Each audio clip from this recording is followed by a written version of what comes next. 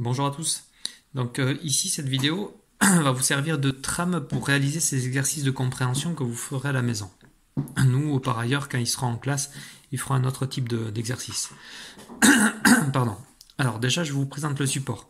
Le support, il contient toujours un petit texte, une question et des réponses possibles. Petit texte, question, réponse possible. Même chose ici. Alors ici, on va lire, déjà je vous explique l'intérêt des couleurs. Ici, ces couleurs, elles ont un intérêt pour les enfants qui ont du mal à scinder des mots en syllabes. Par exemple, installe, vous voyez, ici, syllabe en rouge, ins, ça veut dire que toutes ces lettres-là, on les lit ensemble. Installe.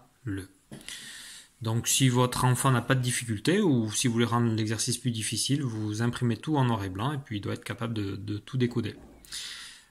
Si vous auriez besoin de la couleur, mais que vous avez qu'une impression noir et blanc, mais dans ce cas, au lieu, vous allez, pardon, je fais le point, vous surlignez les syllabes de telle sorte que l'aide, elle puisse quand même être visuelle.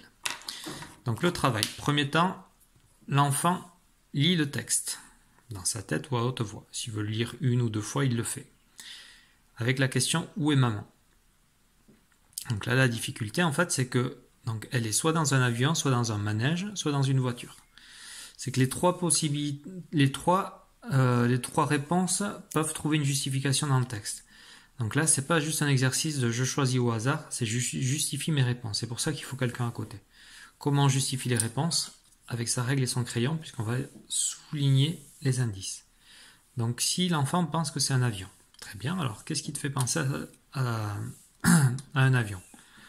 Bon, mais déjà, il va vous dire, il y a un siège à l'arrière. Dans un avion, il y a des sièges à l'arrière. On surligne.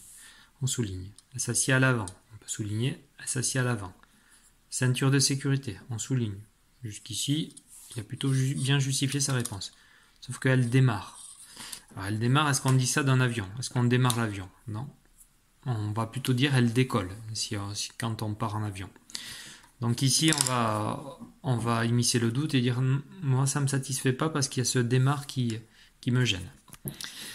Donc il va falloir trouver l'autre possibilité. Bon, vous avez bien compris que c'est une voiture.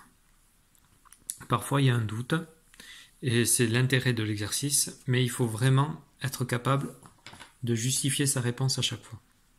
Une petite aide qu'on peut apporter à l'enfant, c'est plutôt que de commencer par le texte. On commence par lire la question et après on lit le texte.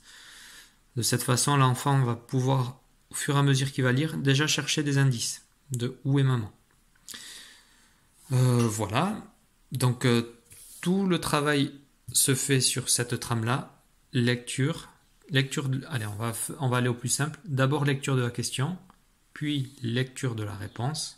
Lecture du texte, pardon, et ensuite réponse entourée et justification. C'est pour ça que, à la limite, c'est vous qui pouvez souligner dans un premier temps. Alors dis-moi, qu'est-ce qui te fait penser à un avion ou à un manège? On souligne. Et si à la fin vous êtes convaincu, vous lui dites c'est bon, tu as très bien justifié, je suis convaincu, bonne réponse. S'il y a un doute, vous lui faites part de votre doute, et dans ce cas, il va falloir lever le doute, et la meilleure façon de lever le doute, bien souvent, ça sera de trouver une autre réponse. Voilà, c'est très simple, à comprendre. Après, pour les enfants, ça peut être un peu difficile. Mais voilà, ça c'est l'implicite, c'est ce qu'on fait au quotidien quand on lit. L'auteur ne dit jamais toujours très clairement. On se base toujours, chaque auteur se base toujours sur l'intelligence du lecteur pour l'aider à construire la signification du texte. C'est ce qu'on travaille ici. On le fait dans un premier temps sur trois petits textes. Éventuellement, on pourra faire un recto verso à l'avenir. Mais dans un premier temps, faites-le avec l'enfant. Dans un deuxième temps, lorsqu'il a bien compris le système de trouver la réponse et justifier la réponse en soulignant, et dans ce cas-là, il fera tout seul. Et vous contenterez de valider en le questionnant. Tu es sûr? Vous le questionnez quand il y a une erreur. Si c'est juste, c'est très bien, bravo.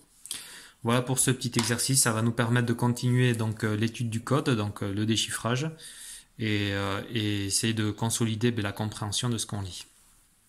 Voilà, j'espère que c'est clair. Si c'est pas suffisamment clair, comme d'habitude, n'hésitez pas à me poser des questions. On essaiera d'éclaircir tout ça. Voilà. Merci à tous et à très vite. Au revoir.